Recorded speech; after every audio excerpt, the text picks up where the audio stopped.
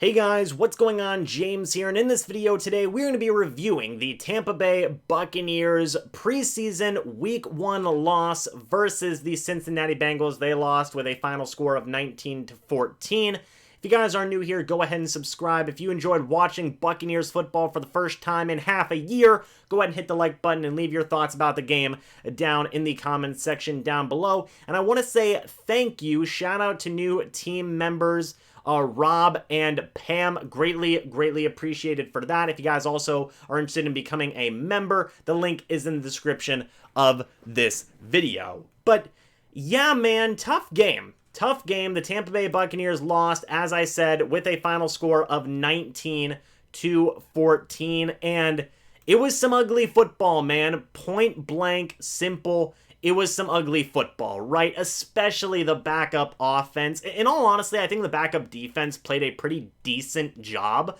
but the backup offense was tough to be nice. So let's start off talking about the good things that came from this game, though, right? Who came away from this game looking impressive? And the first guy, Lavonte David, he only had one tackle, but he forced and recovered his own fumble. That's always going to be some very good stuff in my book. So Lavonte David did Lavonte David things, and I was very happy to see him go out there and overall make some good plays.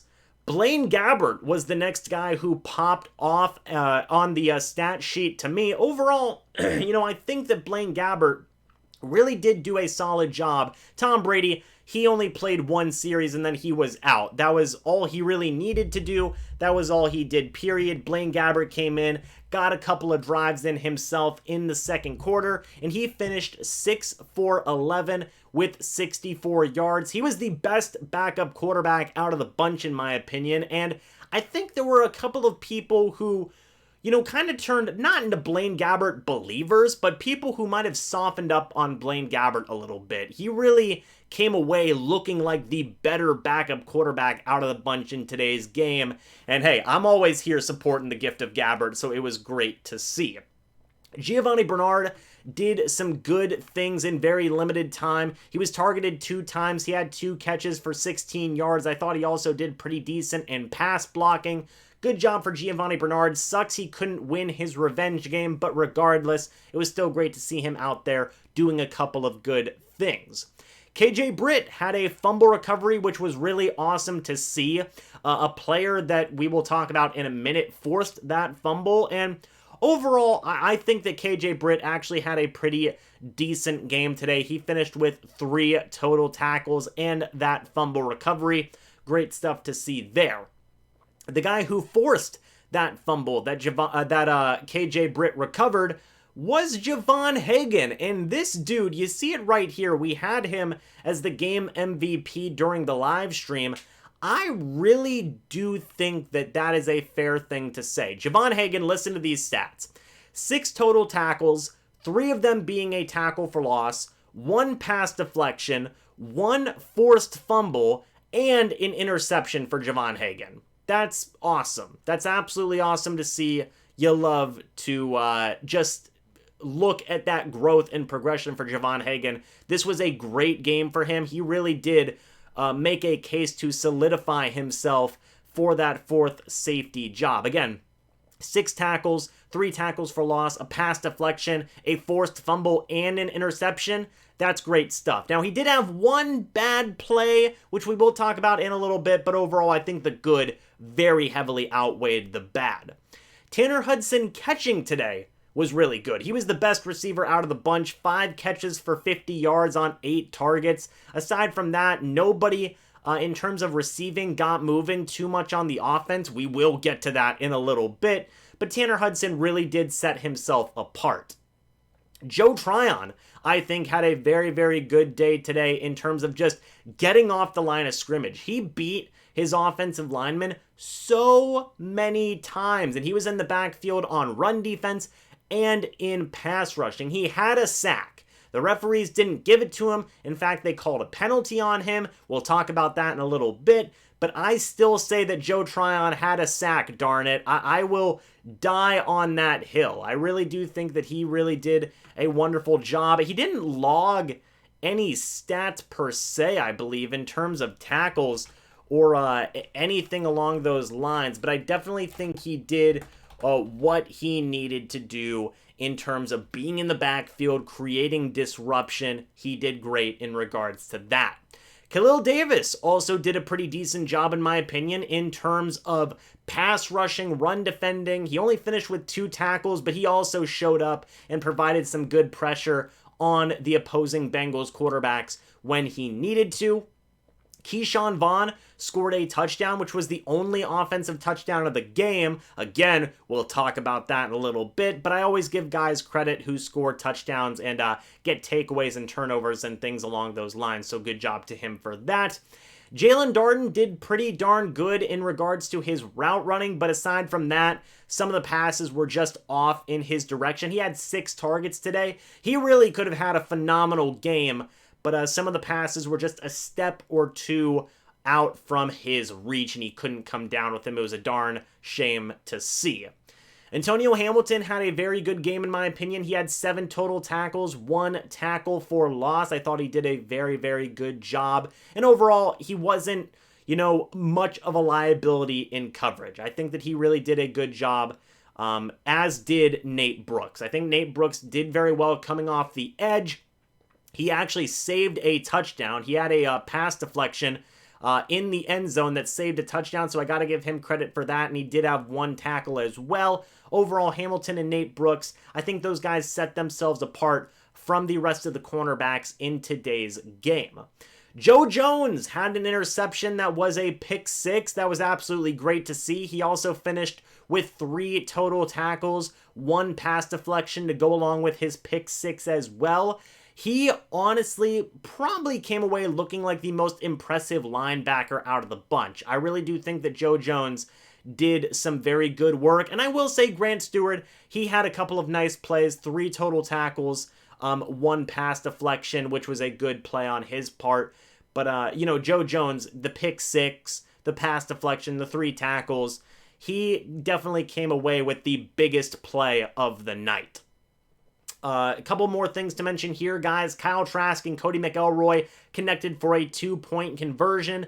That was honestly, besides the Keshawn Vaughn touchdown, probably the best offensive play for the day, which just makes me sad, but it is what it is.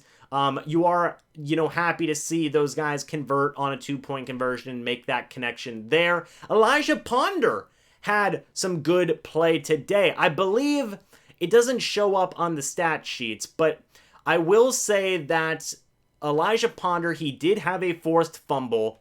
I will go ahead and say that. He had 3 total tackles. He had a quarterback hit. He was providing some very good pressure. I will say that Elijah Ponder was probably one of the better pass rushers coming away from this game. He's been doing it the past couple of days of practice leading up to this game as well, so I definitely think he made his name and number known just a little bit more in this game. But then finally, guys, last thing I want to say is the Buccaneers' screen defense was really good as well. Guys like Jeremiah Ledbetter were getting in there. Some of the cornerbacks and safeties as well were getting these screens tackled down behind the line of scrimmage, and they looked very good in my opinion. And it was great to see, because there have been times where Buccaneers' screen defense has not been good in years past, so I was happy to see some improvement there. But now time to talk about the bad. There was a lot of bad.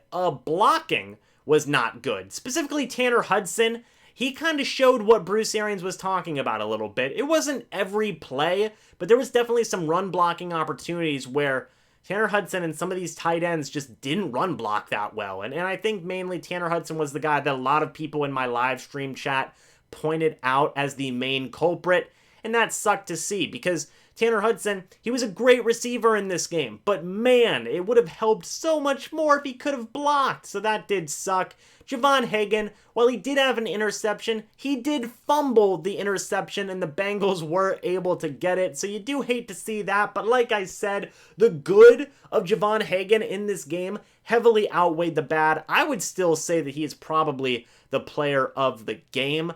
Tristan Wirfs gave up a sack in the game for Tom Brady. Just, you don't want to see that. And they did take out Tom Brady And Tristan Wirfs, it's rare to see him give up, sacks and bad plays. He didn't do it really at all in his rookie season. So fingers crossed he can get back on track. He's been having a very solid training camp, so I'm sure that is an outlier. And just get the bad plays out in the preseason early, So overall, Tristan Wirfs, that is a little bit of a knock there.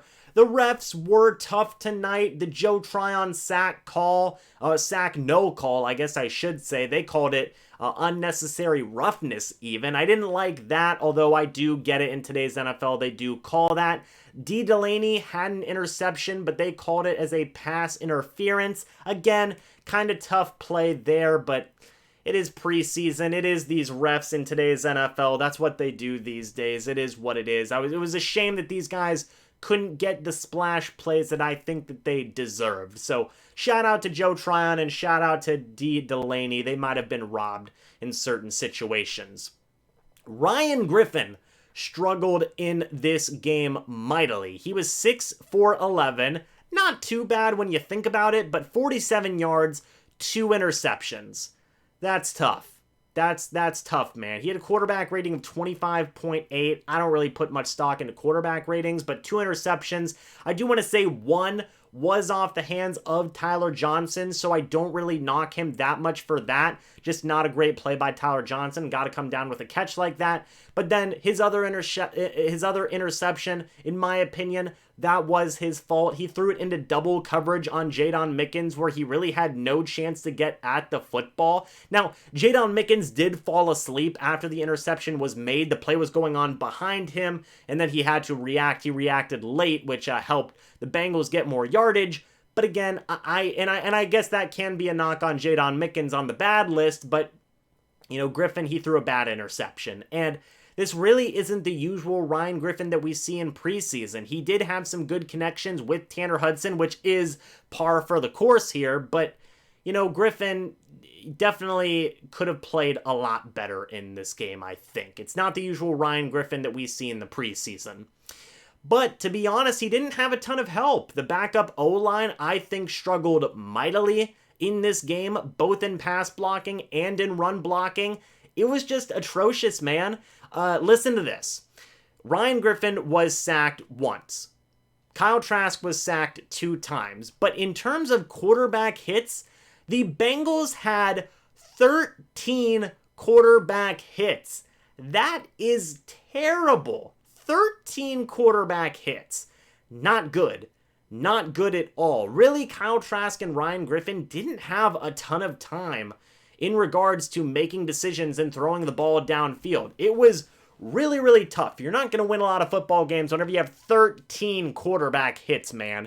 And in regards to run blocking, it was no better. The backup run game struggled mightily. Keshawn Vaughn was the leading rusher on the day with 27 rushing yards on 11 carries, 2.5 yards per carry, with 1 touchdown, which I did put in the good list, but the longest run was 7 yards. That's horrible. The longest Bengals run on the day was 24 yards against the backup Buccaneers run defense. Jacquizz Patrick of the Cincinnati Bengals had 15 carries for 71 yards, 4.7 yards a carry. The stark difference there is massive, and the backup O-line's got to play better. Point blank, they've got to play better both in pass blocking and in run blocking. It was very disappointing to see. Josh Pearson had a couple of drops. I'm not going to knock him too much for that. One of them was a pretty tough catch, but he did have at least 1 drop. Cameron Kinley, I thought, struggled a great deal in this game. Trenton Irwin, I think, got a couple of big catches on him. And Kinley, he's had a tough training camp. He had a first tough preseason game here. Now, it's been a tough scene. It's been a tough situation here for Cameron Kinley. And some of the other cornerbacks as well did struggle in coverage as well. But I know a lot of people, again, in the live stream chat, mainly did point out Cameron Kinley as a main culprit. And, it was just a tough thing overall from the backup offensive guys. A lot of disappointment there. A lot of disappointment with the backup run game. Specifically, I want to say with the backup O-line, I think they were especially disappointing. That was a tough thing to see. The tackles. I think struggled a lot. Same with the guards. But I would say mainly probably the backup tackles I think struggled the most. And we can't have that. We just can't have that. You know, you want to see some of these guys grow and develop. One guy who I think struggled the most with the backup O-line was Kyle Trask. I didn't put him on the good or the bad list. I did put his 2-point conversion on the good list, but I didn't want to put him on the bad list because it's the guy's first game ever as a professional athlete in the NFL. He didn't have a good stat line, by the way. 4 for 15 for 35 yards, but he didn't have any interceptions, which I thought was good, and I think the O-line was really doing him no favors. I think he looked good with his pocket presence, his awareness. There was a couple of times when he was brought down. He was brought down at the end of the game. That was one sack, and then the other sack was when he was trying to scramble away. Somebody behind him that he didn't see got him, and I don't knock him too much for that, but there was definitely a lot of pressure in his face, definitely a lot of hits on him, and I think a lot of that does chalk up to the backup O-line, which I think was the main culprit for a lot of the offensive struggles in this game today. So it is what it is. What do you guys think about this game? Let me know your thoughts down in the comment section down below. Again, backup tackles, backup guards, they struggled mightily, which is really upsetting and disappointing to see because they have had such good camps. Some of these backup offensive linemen had, which made it even more disappointing to see them struggle in this game. And I'm sure they know that as well. Let's hope that they come into practice, going forward in these last couple of preseason games, and we see some big improvement. I think we will. But anyway, guys, what did you think about this? Let me know your thoughts down in the comments section down below. Thank you guys so much for watching this video. I hope you all enjoyed, and I will see you all in the next video or the next live stream. But until then, and as always, guys, goodbye for now, and go Bucs.